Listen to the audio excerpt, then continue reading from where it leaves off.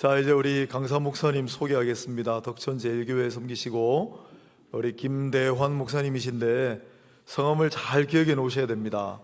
네, 한 10년쯤 지나면 우리 김대환 목사님 모시고 귀한 말씀 들을 때 큰 은혜가 있으시기를 바랍니다.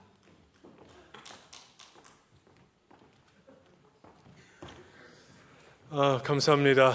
우리 온천제일교회 건축한다는 얘기 들었고 또 건축이 딜레이 되고 있다는 얘기를 많이 들어서 사실 부산에 있는 한 교회로서 우리 온천제일교회 건축이 잘 이루어지기를 위해서 저희들도 기도하면서 기다렸는데 오늘 막상 와보니까 너무나 아름답게 그냥 훤합니다. 훤하고 너무너무 좋습니다. 앞으로 잘 될 일만 남은 것 같습니다. 이 성전 가득가득 새로운 영혼으로 채워지고 이곳에 있을 때마다 항상 하나님의 나라가 이곳에 이루어져서 천국 같은 공동체, 천국 같은 교회, 그냥 들어오기만 해도 은혜가 되는 그런 복 있는 교회가 되시기를 주의 이름으로 축복합니다. 제가 오늘 소그룹 세미나로 함께 모였는데 주어진 시간이 40분에서 45분. 원래 이 소그룹 세미나를 하면 보통 1시간, 1시간 반은 해야 되는데 40분에서 45분이기 때문에 간단하게 얘기를 함께 나누겠습니다. 그래서 여러분 이 좋은 시간을 통해서 이 소그룹이 교회가 건강하고 부흥하는데 얼마나 중요한 역할을 하는가 함께 들으시고 앞으로 우리 온천 제일교회 가운데 크신 은혜를 담는 귀한 복된 시간이 되기를 주의 이름으로 축복합니다. 자, 제가 이제 화이트보드 사용하면서 강의를 하도록 하겠습니다. 자, 오늘 주제가 소그룹이 살아야 교회가 산다. 제가 부산에서 이제 저는 서울 사람이고요. 부산에서 사역하는 데는 수영록교회, 그 다음에 덕천제일교회 두 교회 사역을 했고 수영록교회를 내려온 이유가 소그룹을 만들려고 왔습니다. 당시에 수영록교회가 구성전에 있다가 새성전으로 옮겨갈 때 새로운 패러다임의 변화를 시도했는데 모든 교육자들이 소그룹을 바꿔야 된다. 그래서 소그룹을 바꾸는데 전국적으로 소그룹에 훈련된 교육자를 그렇게 청빙할 때 그때 제가 부산에 내려오게 됐습니다. 여러분이 잘 아시지만 이 수영록교회는 총동원 전도 주일로 부흥하던 교회거든요. 제가 처음에 부임할 때 출석 작년 성도가 10,000명이 안 될 때였습니다. 9,800명 정도 출석할 때 했고 제가 한번 교회를 경험해 보니까 이 총동원 전도 주일 정말 대단하더라고요. 한번 총동원 전도 주일을 하면 사람이 몇 명 정도 데려오느냐, 새로운 사람, 기존 교회 말고 보통 초청해서 오시는 분들이 3만 명. 그러니까 10,000명 정도 성도일 때 3만 명 정도가 교회를 와요. 그냥 막 대형 버스로. 이 사람들은 그냥 뭐 이렇게 5명 이렇게 데려온 게 아니고 한 100명씩 데려와요. 100명, 150명씩. 그러니까 어마어마하게 그렇게 훈련된 교회였죠. 그래서 제가 이제 가서 분석을 해보니까 문제가 많이 있어요. 이 문제가 뭐냐? 3만 명이 교회를 오는데 이 전도주일 하는 한 달 전 그리고 전도주일 한 달 후를 전체 통계를 내보니까 약 800명 정도가 등록을 하고 정착을 해가는 과정 속에 있더라고요. 800명도 대단하지 않습니까? 800명도 대단하죠. 그래서 제가 이제 소그룹을 다루면서 당시 정필도 목사님에게 이렇게 얘기했습니다. 목사님, 이건 목사님이 결단하셔야 됩니다. 소그룹으로 전환해요. 소그룹으로 전도하는 거 저희 믿고 맡기겠습니까? 사람들이 많이 안 올 수 있습니다. 그런데 믿고 맡겨주시면 소그룹에서 전도하는 것을 가지고 한번 해보겠습니다. 근데 정필도 목사님의 가장 좋은 점은 뭐냐? 믿고 맡겨줘요. 마음껏 해보라는 거예요. 마음껏. 정말 부교육자로서 얼마나 감사한지. 그래서 마음껏 해서 전도를 딱 해서 전도주일날 초청을 했는데 몇 명이 왔느냐? 3,000명 왔어요. 3,000명. 3,000명이 초청돼서 왔어요. 그러니까 몇 명, 전도주일날 몇 명 온다고요? 3만 명씩 오는데 3,000명이 왔으니까 정 목사님 톤으로 얘기하면 이거 되는 거 맞아? 그렇게 저한테 얘기하더라고요. 김 목사 이거 되는 거 맞아? 그래서 목사님 이거 한 달 전, 한 달 후 보셔야 됩니다. 그래서 한 달 뒤에 통계를 내보니까요. 등록한 성도가 1,800명, 3,000명, 1,800명이 등록을 하시고 그 가운데 상당 부분이 이제 등록하여 성장하는 교인이 되는 그런 변화가 있었죠. 이게 소그룹 운동을 통해서 나타난 변화고 제가 부임해서 7년간 있는 기간 동안에 교회가 정확하게 출석교인 3배 정도 성장했습니다. 그러니까 이 소그룹이 그냥 우리가 모여서 함께 교제하는 수준이 아니라 교회의 성장과도 밀접한 영향성이 있고 교회의 건강도와 밀접한 연관성이 있습니다. 제가 2009년 덕천제일교회 부임했습니다. 저희 교회는 약 한 장년들 400명도 출석하는 교회일 때 제가 부임을 하고 1년간은 적응하는 기간, 그리고 2년 차부터 전체 성도와 함께 이 소그룹에 대한 정리를 하고 드라이브를 했는데요. 저희가 하는 전도와 똑같은 전도, 제가 수요롭게 정착했던 이 소그룹 운동과 똑같은 운동을 하게 됐고, 그 이후에 교회가 부흥하고 아주 건강한 형태로 변화되는 그런 결과들을 가져왔습니다. 그래서 왜 그게 되는가, 그걸 한번 설명하고, 온천제일교회 역사와 전통이 있고 교회 새 성전 짓고 지금이 딱 수영록교회가 이 소그룹 운동으로 전환했던 때거든요. 저희 교회가 전통적인 교회에서 이 소그룹 운동을 하면서 정말 건강한 형태로 많이 변했어요. 왜 그런가를 한번 몇 가지 더 살펴보겠습니다. 지금 우리의 교회의 문제 가운데 첫 번째 나타나는 문제가 뭐냐면 이 사람들의 돌봄의 한계를 가지고 있어요. 제가 코로나 기간 동안에 우리 성도에게 물었습니다. 이 코로나 기간 교회도 잘 못 오고 어려움을 겪는데 성도들이 이 코로나 기간 동안에 제일 원하는 게 뭐냐, 그렇게 물었더니 성도들이 뭐라고 얘기하느냐, 목사님 주일날 예배 드리는지 안 드리는지 체크하는 거 말고 정말 성도를 생각하고 성도의 형편을 안타까워하면서 아직 내가 이 교회 성도인가를 이 코로나 기간에도 경험하고 싶습니다. 무슨 말이에요? 목양을 받고 싶다는 거예요. 근데 여러분 한번 생각해 보세요. 온천제일교회도 작은 교회가 아니잖아요. 제가 수영록교 있을 때 한 교구 목사가 1000명의 성도를 감당했습니다. 1000명의 성도를 교구 목사, 그때는 여전사님도 안 계실 때인데 한 명의 목사가 1000명을 감당하니까 주일날 솔직히 말해서 누가 왔는지 안 왔는지도 파악이 안 돼요. 문이 교회 본당에 들어오는 문이 18개 정도 되는데, 아니 제가 뭐 초능력자도 아니고 성도들이 18개 문으로 출입하는 걸 다 볼 수가 없어요. 그러니까 제가 여기도 보고 저기도 보고 막 눈이 막 이상하게 막 뜨면서 봐도 도저히 파악이 안 돼. 그러니까 성도 입장에서 보면 처음에 편해요. 교회 왔는지 안 왔는지 몰라, 교육자들이. 그러니까 안 와도 연락도 안 와요. 왜? 모르니까. 근데 여러분 이게 참 이상한 게 첫 주에 연락이 안 오고 두 번째도 안 갔는데 연락이 안 와요. 그랬다까지만 해도 괜찮아. 3주를 안 갔는데도 내가 안 왔는지 왔는지 모르면 그다음부터 마음이 허전해져요. 근데 여러분 솔직히 말해서 교구 목사님들이 교구를 맡고 있는 그 교구의 성도들의 형편을 다 파악하기 어렵습니다. 알려주지 않으면 몰라요. 여러분 이걸 섭섭하게 생각하시면 안 돼요. 우리는 초능력자가 아니거든요.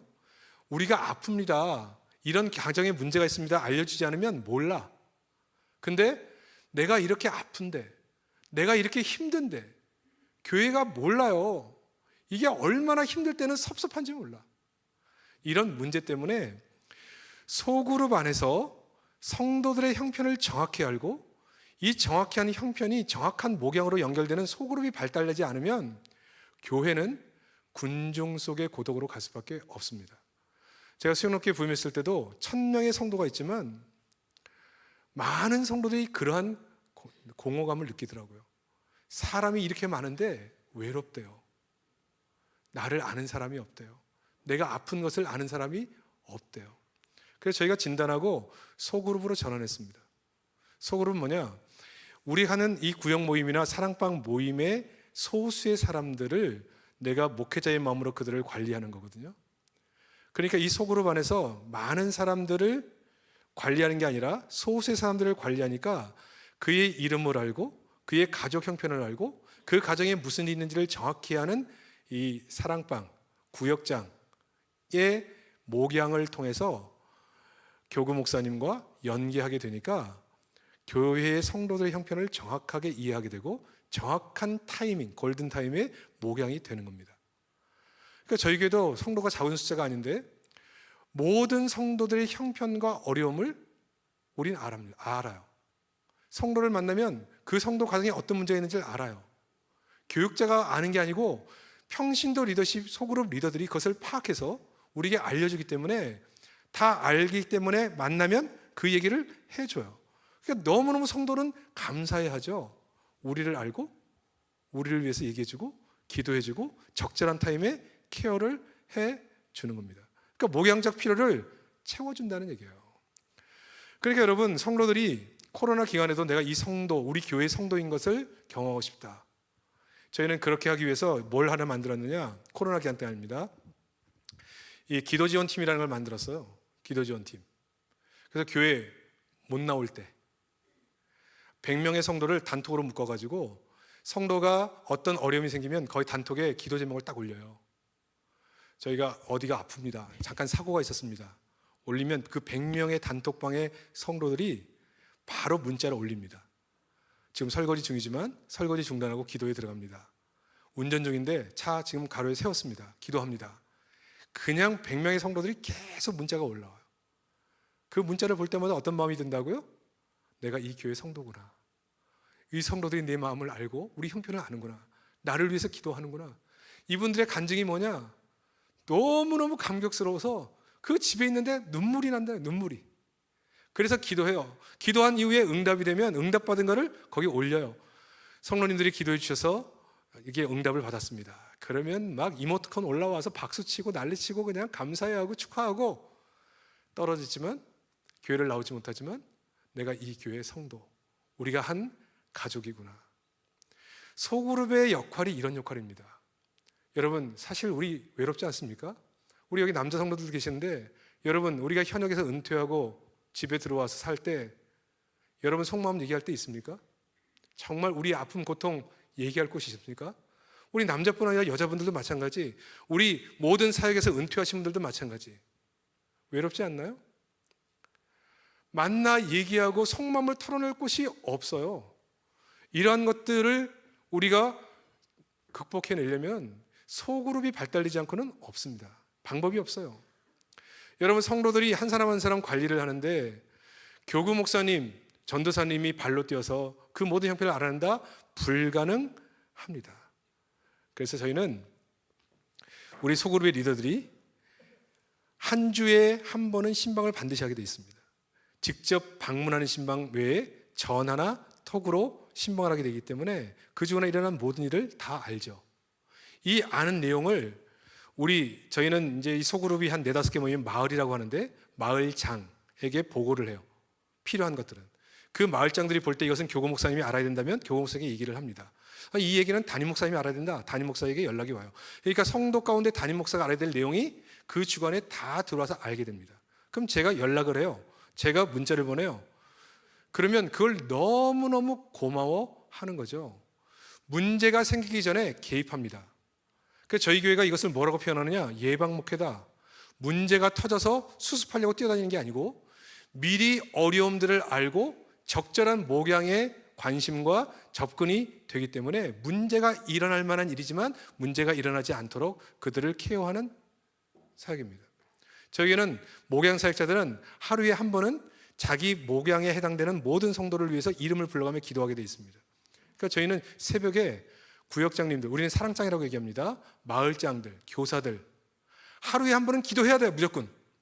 그 사람의 이름을 불러가며 기도합니다. 그럴 때 성령께서 그 한 사람 한 사람에 대한 형편들을 성령께서 깨닫게 하시는 마음들을 주세요. 그리고 어떤 사람이 생각나면 관여하면 반드시 그 가운데 문제가 있음을 발견하게 되고 미리 예방하게 되죠. 저는 그래서 이 소그룹이 굉장히 중요하다. 왜? 우리가 외롭기 때문에, 우리도 누군가의 도움이 필요하기 때문에, 누군가의 사랑과 돌봄이 필요하기 때문에. 이게 안 되면요, 자꾸 교회가 아니라 밖으로 나가서 밖에서 이것을 받으려고 애를 쓰게 돼요. 그러나 교회가 이것이 해결되면 교회 안에서의 생활로 집중하게 되는 겁니다. 또 하나 이유는 뭐냐? 여러분, 교회는요, 이 리더십 한 명 세워지기가 너무너무 어렵거든요. 여러분, 여기 계신 분들이 대충 리더십일 것 같은데 일을 하는 사람은 자꾸 일이 많아져. 그렇지 않나요? 한 가지 일을 하다가 두 가지 일이 부여되고 두 가지 하다가 권사님 할 사람이 없습니다. 권사님 좀 맡아주세요. 난 지금도 바빠. 지금도 너무 많아. 그런데도 할 사람이 없기 때문에 내가 또 해야 되는 거예요. 그러면 성도가 없느냐? 성도가 많아. 그런데 하는 사람만 이래요. 다른 사람은 다 구경해. 그냥 교회만 왔다 갔다 해요. 주일날 왔다 예배드리고 그냥 가요. 계속 하는 사람이 일이 부과되니까 하다가 지쳐요. 안 하는 사람은 교회와 점점 멀어져요. 근데 소그룹을 하면, 제가 이 순옥교에서 이 사역을 하면서 느낀 게 뭐냐, 소그룹 안에서 이제 한 10명, 12명 되는 이 식구들을 가지고 사역하다가 사람이 많아지면 분가를 하거든요. 분가를 하면 그 소그룹 안에 한 리더가 형성됩니다. 소그룹은 이 분가를 할 때 새로운 리더십이 자연스럽게 세워지게 돼 있어요. 그러니까 왜 급속도로 부흥했느냐? 젊은 세대나 많은 사람들이 교회 안에 들어와서 이 소그룹 사역에 운동하다가 분가되면 리더가 돼. 목양 리더십이 되면서 교회 리더십이 자연스럽게 되면서 새로운 리더십이 계속 생기는 거예요. 새로운 일꾼들이 계속 들어와. 그래서 이 일꾼들이 피곤, 누적된 여러 가지 어려움들이 일순간에 다 해결됩니다. 수많은 새로운 리더십들이 계속 창출되니까. 또 한 가지 이유는 뭐냐? 교회 건강도예요. 여러분 대예배 드리고 돌아가잖아요. 죄송한 얘기지만 문 앞에 나갈 때쯤 되면 무슨 말씀 들었는지 기억을 잘 못해요. 다 대부분 많이 잊어버려요. 근데 이 이야기를 가지고 소그룹에 모여서 얘기를 하면서 적용을 하게 되면 그것이 자기의 삶이 됩니다. 저는 신대원 날 때부터 이 소그룹 운동을 했는데, 총신에 신대원 전사님을 돕는 총신 제자 선교회라는 모임이 있었어요. 제가 그 모임에서 이 소그룹의 진수를 참 많이 봤는데, 말씀으로 듣고 은혜 받은 거를 실천해요. 제가 제일 충격받은 게 뭐냐면, 전사님들이 월요일 날 모여서 소그룹 모임을 하는데 그 모임 가운데 자신들이 것들을 나누는 것을 봤어요. 교육전사님입니다. 여러분 교육전사님 아시죠? 주일날 왔는데 어느 분이 손수건을 꺼내놔요. 주일날 어떤 성도님이 자기에게 선물했대요. 근데 자기는 손수건이 필요하지 않대요. 이 자리에 필요하신 분 가져가세요. 그래 한 분이 할렐루야 하면서 들고 가더라고요. 근데 저는 뭐 그 정도에서 끝나는 게 아니고요. 제가 제일 충격받은 것은 어느 날 그 모임에 어떤 분이 자동차 등록증 키를 놓고 자기가 선교지로 나가는데 이 차를 팔아서 보태려고 하다가 이 가운데 기도하는 중에 누군가 차가 필요한 사람이 있을 거라고 생각해서 이 등록증과 키를 놓고 갑니다. 그랬더니 한 분이 정말 슬라이딩 하면서 그걸 딱 잡더라고요. 그 사람이 바로 접니다. 제가 충격받았어요. 야, 제가 교회에서 나눔에 대한 얘기를 참 많이 듣고 저도 강의를 참 많이 했거든요. 근데 아무리 100번 얘기 듣는 것보다 한 번 보는 게 너무 커요. 여러분 이 소그룹에서, 소그룹 안에서 성도들이 나누는 것을 보면서 얼마나 많은 은혜를 누리는지 모릅니다. 어려운 성도를 찾아가서 남 모르게 돕는 사람들, 교회 필요가 있을 때마다 찾아가서 돕는 사람들, 옆에서 보면서 그걸 보고 배워요. 그러니까 나는 교회에서 뭘 배웠나? 왜 내게는 저런 삶이 없지? 나에게 고민하게 되더라고요. 그래서 이 나눔이라는 삶에 대해서 조금 눈을 뜨게 됐어요. 어디서요? 소그룹에서. 순옥교에서는 자기 사랑방 식구 중에 한 분이 남편과의 갈등 속에서 이혼 위기에 있었는데 그 이혼 위기 속에 그냥 아무것도 없이 쫓겨날 위기에 놓여 있는 거예요. 근데 어느 날 권사님 세 분이 저한테 오셨어요. 그래서 목사님, 그분 부담스러워하니까 이거 그 세댁한테 좀 전해주세요. 봉투를 하나 가져왔더라고요. 그래서 이게 뭡니까? 그랬더니 그 사람 지금 나오면 갈 데가 없습니다. 이 돈으로 갈 곳을 정해서 그들을 좀, 우리가 했다는 얘기 하지 마시고 좀 섬겨주세요. 그래서 저는 뭐 얼마 안 되는 줄 알았어요. 그래서 당시 꺼내보니까 3천만 원이 들어있더라고요. 3천만 원. 그 3천만 원을 가지고 그 자매에게 뭐 조그만 집 방 한 칸짜리, 당시에는 그게 갔으니까 조그만 거 구하라 그래서 줬습니다. 누가 주셨느냐? 우리 성도 가운데. 이걸 나한테 왜 주시죠? 그때 제가 했던 얘기가 있죠. 우리는 주 안에서 한 가족입니다. 가족이기 때문에 가족의 아픔을 볼 수 없는 우리 식구들이 누군가 섬겨 주신 겁니다. 그분이 눈물로 그걸 받았어요. 처음에 안 받으려고 그러더라고요. 그래서 제가 얘기했죠. 우리가 가족인 거 믿느냐? 믿는데 그럼 받아라. 그리고 당신도 그렇게 살아라. 지금도 그분은 누가 줬는지 모릅니다. 그러니까 여러분, 이 공동체 안에 그것을 눈으로 본 사람들은 그런 삶을 살아가는 거예요. 제가 청년 사역할 때 저희 청년 리더 중에 한 리더가 실직을 했어요. 홀어머니 모시고 사는데, 그러니까 살 길이 없죠. 리더들이 모여가지고 얘기하는 거예요. 제가 항상 교육할 때 그렇게 얘기했거든요. 우리는 누구다? 우리는 가족이다. 말만 가족이 아니라 실제 삶으로 그걸 봐야 되거든요. 정말 가족이냐? 소그룹은 가족이거든요. 우리 고해 공동체는 가족이거든요. 뭐든지 가족의 일을 다 해야 돼요. 그러니까 제가 실직한 우리 청년이 있는데 생활 할 방법이 없다. 어떻게 했으면 좋겠느냐? 그랬더니 청년 리더, 특히 여자 리더가 먼저 나섰더라고요. 어떨 때 보면 여자가 더 용감해. 예? 그러니 목사님, 제 11조 내겠습니다. 그게 교회 11조 내는 걸 뺏어 낸다는 게 아니에요. 교회 11조 하고 자기 11조를 헌신하겠다는 거예요. 그랬더니 그 청년 리더들이 다 같이 자기 11조를 낸다고 하더라고요. 그래서 그 11조를 가지고 그 청년 만나러 가서 우리 청년들이 당신이 새로운 직업을 가질 때까지 돕는답니다. 받으세요. 못 받습니다. 우리 후배들 어떤 형편이 돼가 하는데 못 받습니다. 얘기해요. 그래서 너는 우리의 관계를 뭐라고 생각하냐? 물었어요. 그래 배운 게 있으니까. 우리는 가족입니다. 가족이면 받아라. 받고 너도 그렇게 살아. 그분이 울면서 그걸 받았고요. 그 도움을 받지 않기에 그냥 눈에 불을 켜고 직업을 찾았어요. 그리고 직업을 구하고, 제가 옛날에 한번 왔을 때 한번 얘기했지만 무슨 직업을 가더니 나는 좋은 직업 가진 줄 알았더니 리아카에 꽃 같은 거 담아가지고 꽃을 파는. 그래서 나는 아이고 난 좋은 직업 가질 줄 알았더니 근데 한 달 수입이 당시에 600만 원이었으니까 지금으로 말하면 1000만 원 넘는 수입이에요. 그 돈 벌어서 뭐 하느냐? 교회 안에 돈 없는 아이들 장학금을 대는 일을 하는 거예요. 내가 받은 대로 그 사랑을 갚겠다. 여러분, 이게 소그룹이에요. 이게 소그룹.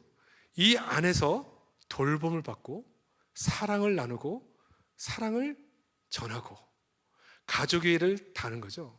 소그룹 안에 누가 병원에 입원했습니다. 우리는 신방 가죠. 목사님과 함께 전도사님과 함께 신방 가서 기도해주고 옵니다. 그러나 이 소그룹은 우린 누구라고요? 가족의 일을 다해요. 가족이라면 어떻게 할 것이냐? 소그룹에 있는 분들은 장래가 나도 가족이라면 어떻게 할 것이냐? 그래서 그들을 돕습니다. 우리는 사랑받기를 원하고 누군가의 위로받기를 원하지만 정말 이 소그룹 안에서 우리의 가족됨을 아는 사람들이 가족의 일을 다하여 그들을 섬기기 때문에 교회 안에 소그룹 안에 소속된 사람들은 사랑을 느껴요. 목양을 받고 있다고 느껴요. 섬김을 받고 있다고 느껴요.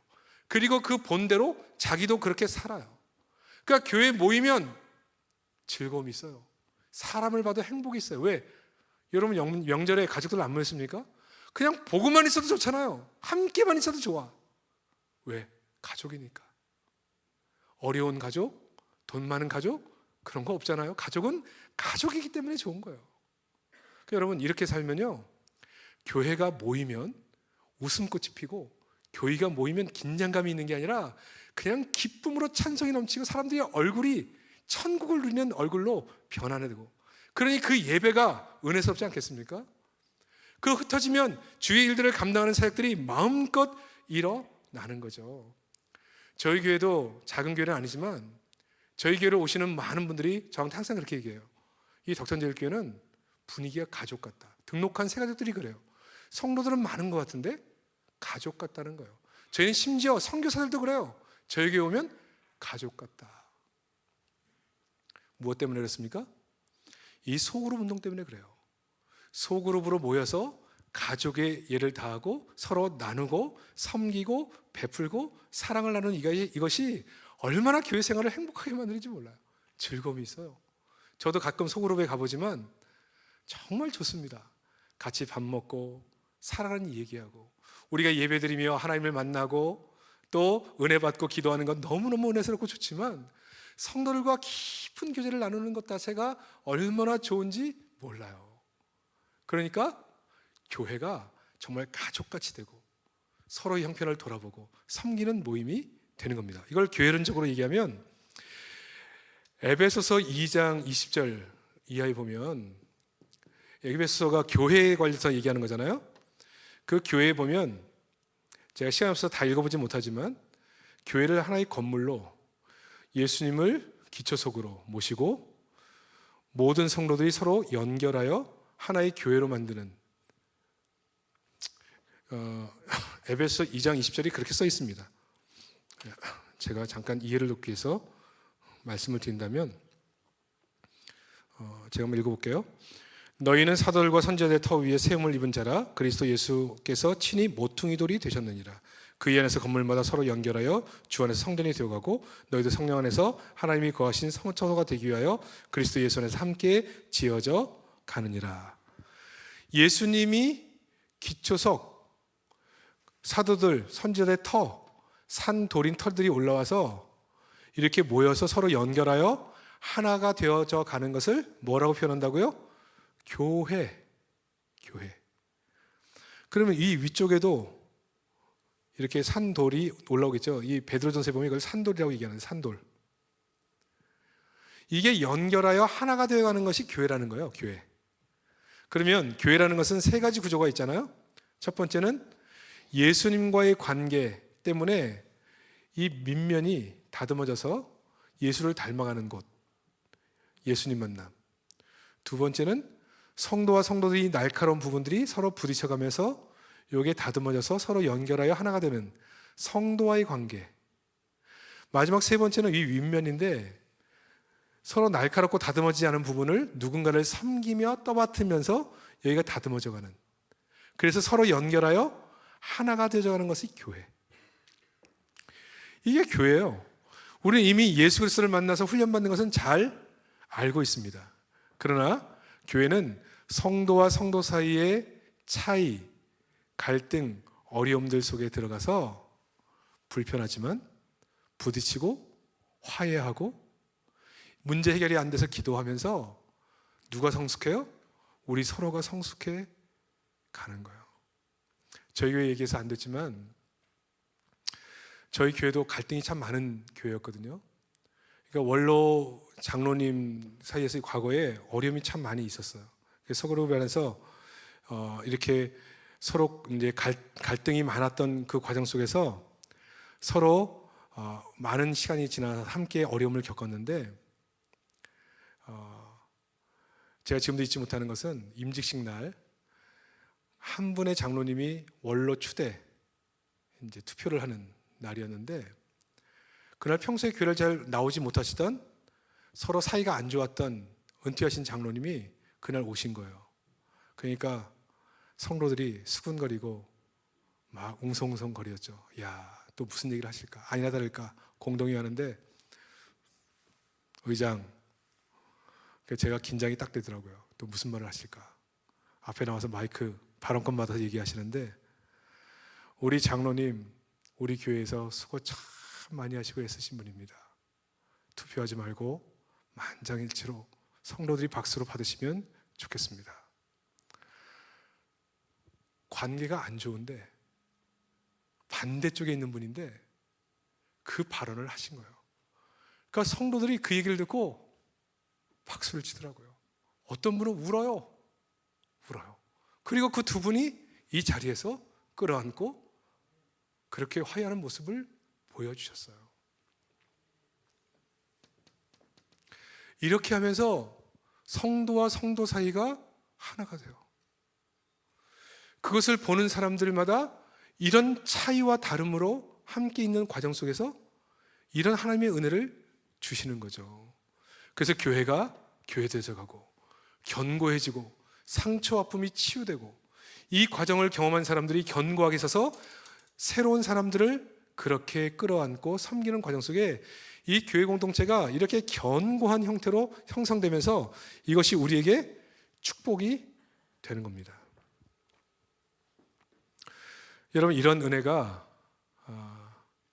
소그룹을 통해서 주시는 축복과 은혜라고 볼 수가 있어요. 여러분, 얼마나 감사해요. 얼마나 감사해요. 자, 이런 소그룹이 어떤 형태로 진행을 하느냐? 저희 교회 소그룹을 한번 소개하겠습니다. 저희 교회 소그룹은 소그룹에서 전도, 정착, 양육, 재생산, 이 네 가지 과정을 통해서 진행이 됩니다. 저희 교회 소그룹은요, 소그룹에서 전도해요. 이게 좀 생소하죠? 무슨 얘기냐면, 이 소그룹에서 저희 교회 운동, 전도 운동은 좋은 이웃이다. 그게 우리 전도입니다. 데려와라, 등록시켜라, 아니면 결신시켜라. 그렇게 얘기 안 하고요. 좋은 이웃이 되라. 이게 우리의 전도. 그래서 우리는 세 가지 운동합니다. 우리 사는 아파트, 주택에 가면 먼저 인사 잘하기, 두 번째 잘 웃기, 세 번째 대접 잘하기. 이 세 가지 운동을 하는 게 전도예요. 그럼 우리는 이 소그룹이 전체 우리가 살고 있는 동네를 중심으로 만들어져 있잖아요. 그 동네에서 엘리베이터 사람을 만날 때마다, 지나갈 때 만날 때마다 우리의 운동은 인사 잘하기. 안녕하세요, 반갑습니다, 저는 몇 호 사는 누굽니다. 인사. 근데 여러분, 이렇게 밝게 인사하는 분이 많이 있습니까? 여러분, 이웃들 만나면, 엘리베이터 만나면 이렇게 인사합니까? 아는 분들 목례하고 인사하지만 이렇게 인사하는 분은 없잖아요. 그러니까 딱 눈에 띄어요. 그리고 항상 웃어. 대접할 거 있으면 가서 대접해. 뭐 생기면 사람들에게 나눠. 이렇게 사람들과 좋은 관계를 형성해요. 그리고 우리는 그 그룹이 그 동네에서 만나기 때문에 어느 날 자기 집으로 그분들을 초청합니다. 그래서 올 때 뭐라고 얘기해요? 차 한잔 마시러 오시죠? 뭐 간식 드시러 오시죠? 잠깐 뭐 모여서 잠깐 얘기하러 오시죠? 그래서 그 모임에 오게 돼서 함께 차 마시면서, 다 동네 사람이니까 이 얘기 저 얘기 나누면서 그렇게 만납니다. 근데 한참 만나다 보면 이 사람들이 대부분 교회 다니는 사람 같아. 그러다 좀 있다가 보면 이분이 말해요. 당신들 교회 다니는 사람 아닙니까? 교회 다닙니다. 근데 자기들은 교회 다니면서 왜 우리는 교회 다니자는 얘기를 안 하냐? 이렇게 물어봐요. 그러면 저희가 그렇게 얘기하죠. 우리는 교회 다니는 것을 강요하지 않고 교회를 다니고 싶어하는 사람들에게 소개합니다. 교회 가고 싶었습니까? 아니, 자기들끼리 교회 다니고 나만 안 다니고, 아니 그러면 안 되지. 그래서 교회를 가기를 원하면 그 안에 있는 소그룹에 있는 모든 성도가 조를 짜서 그분을 교회로 데리고 와요. 주일날 오면 그분 옆에서 예배를 드려. 끝나면 새가실로 그분을 데리고 가. 점심을 같이 먹어요. 새가실에 같이 앉아줘요. 그리고 끝날 때는 그분을 모셔다 줘요. 한 사람이 하는 게 아니라 이 소그룹의 모든 멤버들이. 그러니까 교회 오면 어색한데 하나도 어색 안 하죠. 이미 관계 형성이 된 많은 사람들이 그 안에, 교회 안에 있죠. 그러니까 혼자가 아니죠. 모든 모임에 같이 가주죠.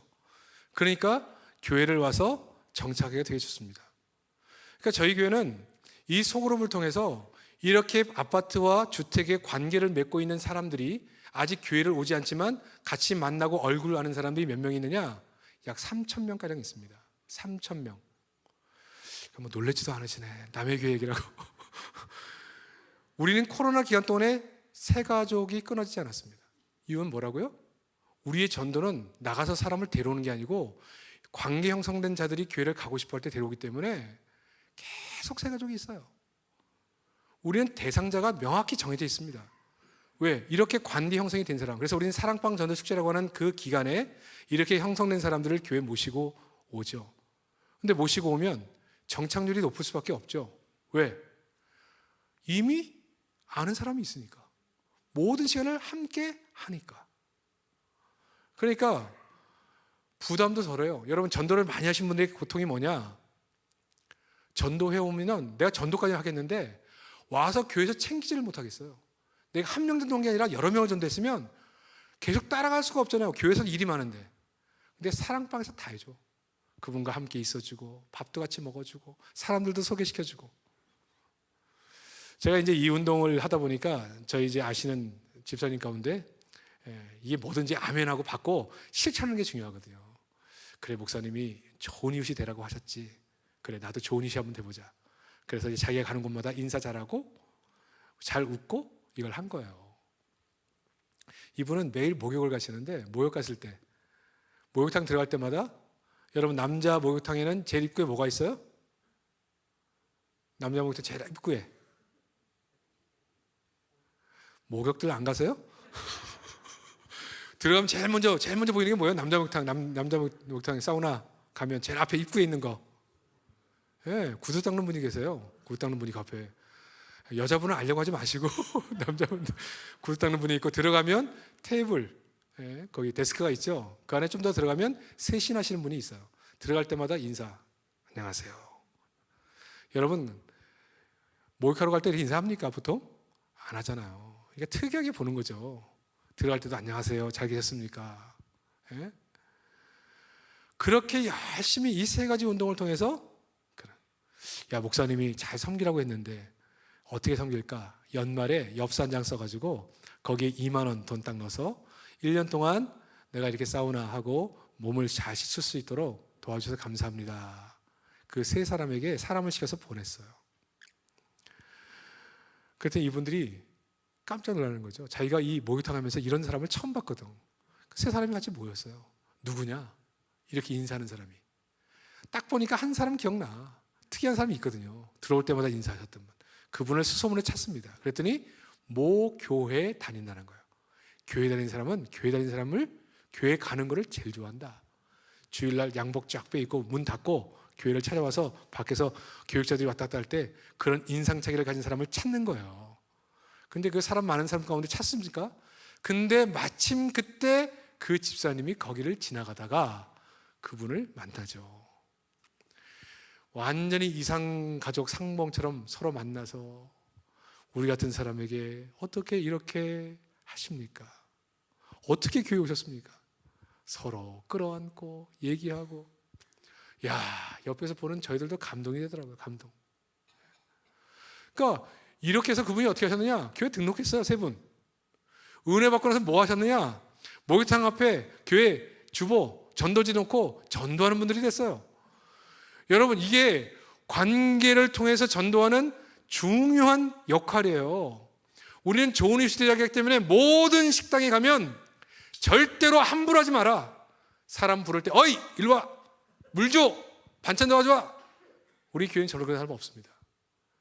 뭐 어떤 일이 있어도 가장 존중하는 태도로 웃으며 인사하며 섬기는 마음으로 그들과 관계를 맺습니다. 여러분 잘 생각해 보세요. 식당 가서 어이 와 자 이렇게 하면서 사람들이 마음에 이미 상처를 받았는데 자기들이 다 갖다 주고 가려고 그러니까 주여 귀한 음식 주신 거 감사합니다. 기도한단 말이에요. 야 교회 있는 사람이 왜 저러냐? 예? 근데 보통 예약할 때 누구 교회 이름 써요 안 써요? 예? 교회 이름까지 써 있어. 그러면 도매급으로 교회가 욕먹어요. 어떻게 해요? 친절하게. 여러분 섬기시는 사람한테 할 수만 있다면 팁도 좀 주시고 정말 친절함 가운데 있는데 이분들이 식사할 때 기도를 하더라. 교인들이 다르구나.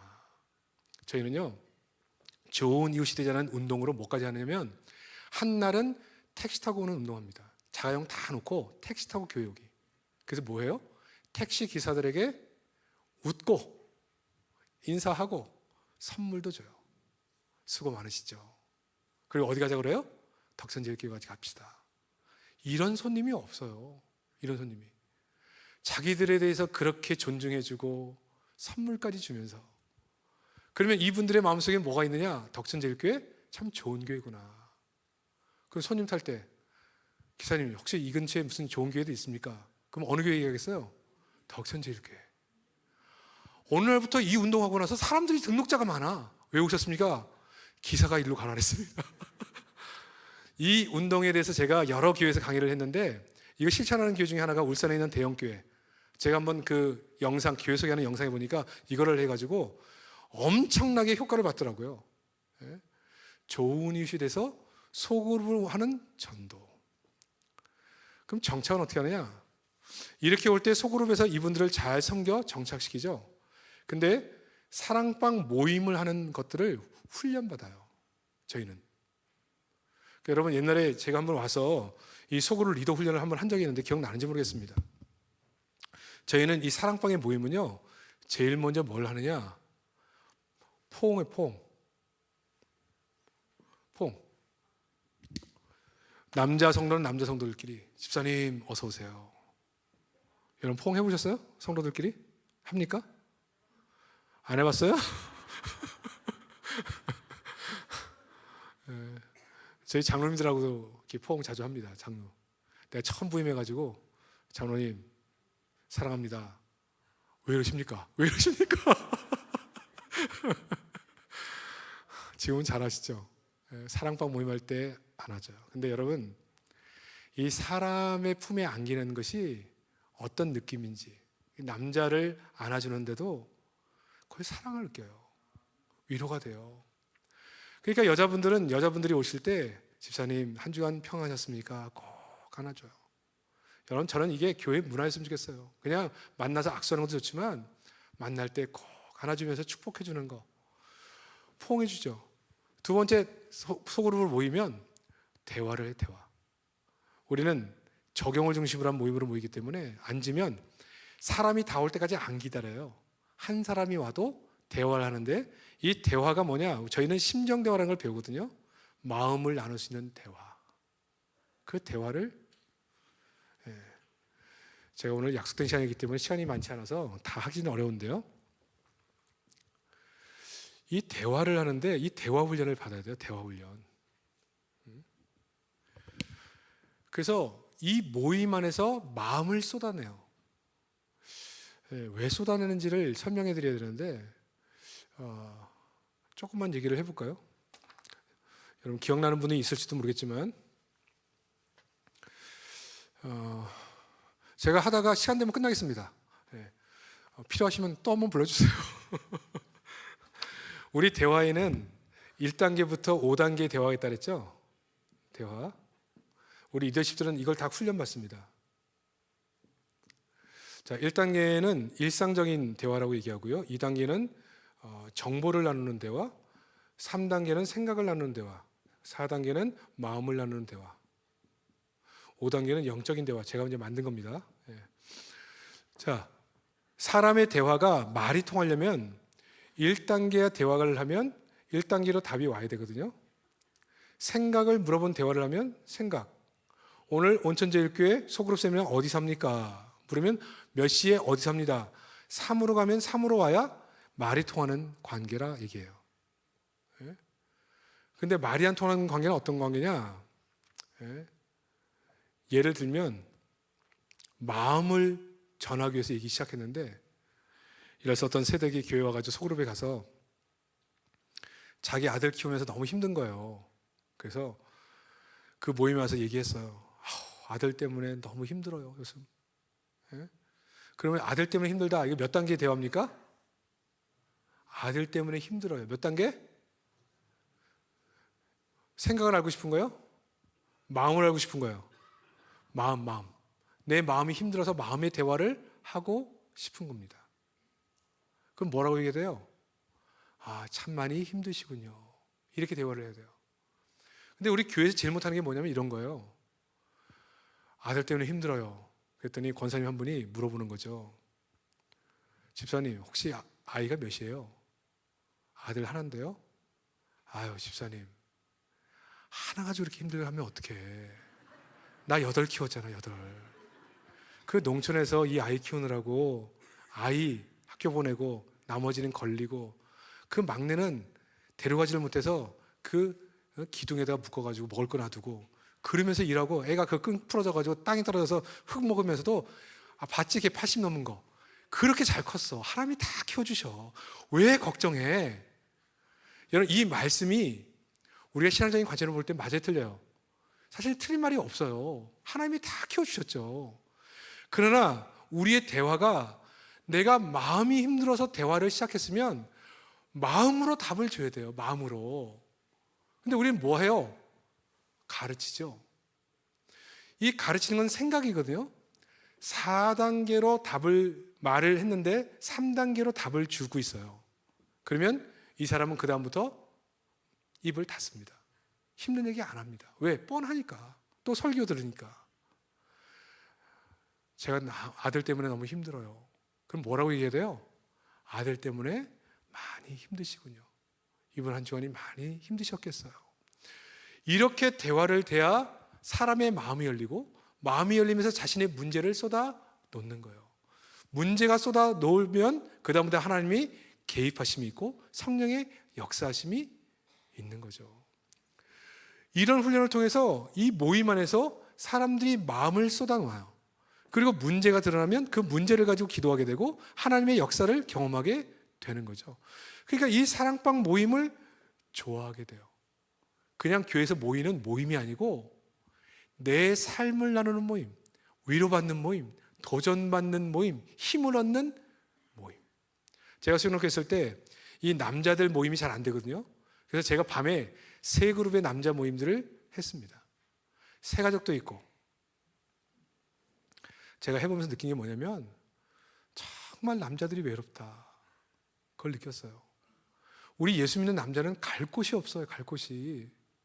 속상할 때 어떤 분은 그렇게 얘기하더라고요. 너무 부부싸움 하다가 속이 상해가지고 집을 나왔대. 에이! 갈 데가 없대요. 갈 데가. 여러분, 세상 사람들은 술 마시러 가면 되잖아요. 우린 갈 데가 없어. 여러분, 남성도 안 그렇습니까? 창피해서 싸우고 나왔다고 어디 찾아갈 데도 없어. 친구 찾아갈 수도 없어. 너 장로라는 사람이 안수 집사가 아이고 갈 데가 없어요. 갈 데가. 이분들이요 이렇게 마음을 받아서 얘기를 시작하니까요 자기 속에 있는 마음들을 쏟아내는데 7시 반 8시 시작한 모임이 안 끝나요. 그 집에서 전화가 와. 왜 안 오냐고. 아직 안 끝났다. 그냥 자기의 고민과 힘든 문제를 직장의 문제, 가족 간의 문제 쏟아놓는데 끝내고 싶어도 안 끝나. 안 끝나. 왜? 쌓인 게 너무 많아요. 여러분 이건 우리는 어디서 풀어야 됩니까? 이걸 영적으로 기도하며 풀어야 되는데 이 소그룹 안에서 이렇게 대화하며 이 문제를 풀어가고 같이 기도하면서 이게 성령의 은혜 가운데 풀려가고 그래서 새 힘을 얻고 다시 일어서는 거죠. 그리고 함께 말씀을 나누고 같이 기도하며 이 모임이 진행이 됩니다. 그러니까 이렇게 모임을 하니까요 주일날 예배 가운데 은혜 받고 흩어져서 함께 삶을 나누면서 사실은 어디서 다 배우느냐 신앙을 이 소그룹에서 다 배워요. 기도하는 법도 배우고 삶을 나누는 법도 배우고 우리 사랑방의 리더들이 성도들 어떻게 섬기는지도 배워요. 힘들고 어려운 사람들 있으면 찾아가서 병원 같은 데 신방을 갈 때 우리는 가족의 예를 다하니까 가족이라면 병원 식사가 질리겠구나. 어떤 분이 죽을 써가지고 전복죽 써가지고 찾아가서 먹이고 돕고 섬기고 제가 신방을 한번 따라갔는데 어떤 세 가족은요 정말 막 울더라고요. 예? 저에게 왜 이렇게 잘해주시는 겁니까? 우리는 가족입니다. 가족. 가족이라면 이렇게 하지 않겠습니까? 가족. 예? 그거 하나면 끝나는 거예요. 여러분 정말 우리에게 필요한 게 뭐냐면 우리는 한 조직이 필요한 게 아니고 우리에게 한 부서가 필요한 게 아니라 한 그룹이 필요한 게 아니라 정말 삶을 나눌 수 있는 가족이 필요해요. 가족. 저희가 이렇게 사역을 해서 제가 이제 부임한 지 15년 됐거든요. 교회는 교회대로 성장해요. 왜 성장할 수밖에 없을까요? 이렇게 전도를 하니까 늘 들어올 수 있는 사람들이 대기예요. 대기. 그러니까 끊임없이 전도돼서 들어온 사람들이 생겨나게 되어 있습니다. 그러니까 교회가 부흥하겠죠. 성로는요 끊임없이 리더십이 재생산돼요. 새로운 리더들이 계속 헌신하면서 들어와요. 특별히 고무적인 것은 뭐냐? 대부분 불신자 전도입니다. 불신자들이 전도. 물론 교회가 크니까 많은 사람들이 이렇게 이동해 오는 성도들도 있어요. 그렇지만 우리 핵심은 불신자 전도. 왜? 이렇게 관계를 맺은 사람이 다 불신자니까. 처음 들어와서 모델이 되는 사람들의 신앙을 따라 그렇게 신앙을 배우고 들어오게 돼요. 특별히 젊은 사람들이 많이 들어요. 왜? 이런 교제에 젊은 사람들이 부부로 함께 교제하니까 부부들이 많이 들어와요. 부부들이. 그러니까 저희 교회는 그래서 이 기존 교회 전통적인 교회지만 청년부나 우리는 3청년이라고 얘기하는데 신혼부부 팀들이 많습니다. 신혼부부는 신혼부부끼리 이런 관계를 맺어서 섬기기 때문에. 이런 하나님의 은혜를 누려가는 거예요. 그래서 제가 지금 느끼는 게 뭐냐, 저희 교회는 제가 늘 생각하지만 따뜻합니다. 따뜻해요. 가족 같아요. 그런 마음이 우리 가운데 있습니다. 리더인 목회자를 볼 때도 한 조직 가운데 만난 한 사람이 아니라 그냥 가족처럼 대해줘요. 가족처럼. 형편을 살펴주고 기도해주고 같이 울어주고. 그러니까 저는 우리 성도라고 성도, 교육자 이게 아니고 가족 같은. 우리도 성도도 제 마음속에 가족같이 느껴지는 거죠. 여러분, 이게 교회 아닙니까? 목회자, 리더, 너의 역할, 나의 역할, 이선 저선 명확하게. 여러분, 살벌하잖아요. 세상에서도 그렇게 사는데 교회도 그렇게 살아야 되겠어요? 교회는 가족 같아야죠. 아플 때 조건 달지 말고 찾아가고 위로하고 섬겨주고 필요한 것이 있으면 도와주고. 여러분, 가족 그렇게 하지 않나요? 여러분, 가족 옳고 그름 맨날 따집니까? 가족이긴 그렇게 안 해요. 여러분, 명절에 손주들 많이 오는데 손주들이 여러분 좋아하는 거 뭐 깼다고 고소합니까? 예? 손주는 예외예요. 왜? 사랑의 대상이니까. 내 가족이니까. 근데 이렇게 우리는 알고 있음에도 불구하고 머리로는 아는데 우리의 삶으로는 이런 가족으로 나가는 것이 어려워요. 여러분, 오늘 본문의 얘기도 그 얘기거든요. 제가 이 얘기만 하고 마치겠습니다. 여러분, 오늘 본문은 이 사도들이 복음을 전하다가 관원들에게 잡혔어요. 그래서 예수 전하지 마라. 너 전하면 내가 죽인다. 그때 수많은 사람들이 왜 이런 제자들을 잡아서 괴롭히냐? 사람들이 막 뭐라 하니까 이들에게 위협하고 그들을 놔줍니다. 그리고 앞으로 예수 전하지 마라. 근데 이들이 흩어져서 다시 모여서 뭐예요? 열심히 다시 복음을 전해요. 그때 강력한 성령의 기름 부심이 그들에게 임하게 되죠. 그래서 나가면 병자들이 막 낫고 귀신 쫓겨나가는 역사들이 일어납니다. 여러분, 하나님께서 우리에게 원하시는 것이 뭔지를 알아요. 대그룹에서 은혜 받고 이 소그룹의 가족 같은 관계 속에서 함께 성도와 사랑을 나누는 관계, 이거를 원하시잖아요.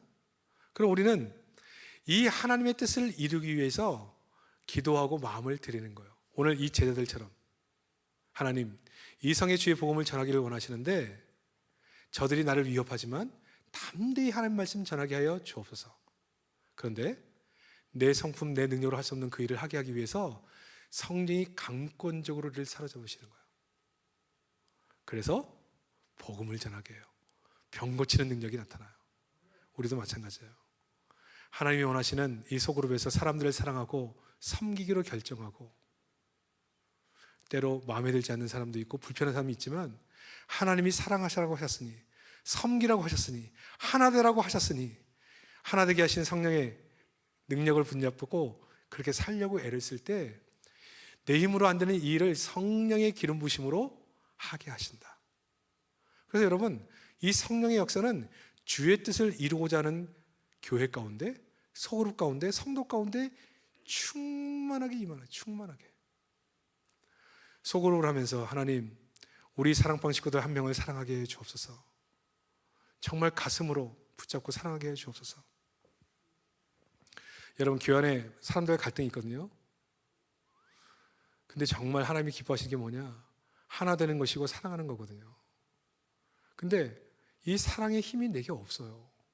하나님, 사랑하게 하여 주옵소서.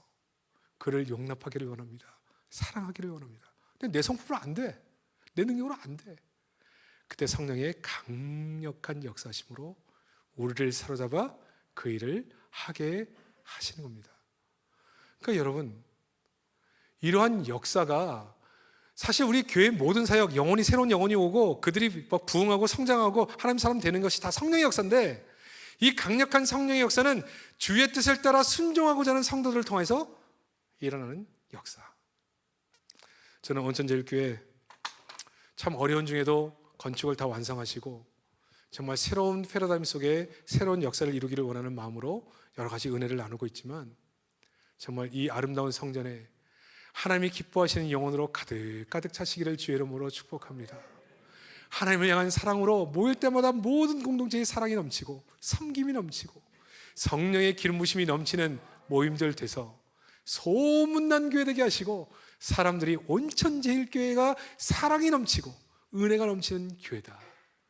여러분, 교회는 그런 소문나야 되거든요. 소문이 나서 수많은 사람들이 이 공동체를 향해 달려나오는 복 있는 교회, 사랑이 충만한 공동체, 그런 리더십이 다 되시기를 주의 이름으로 축복합니다.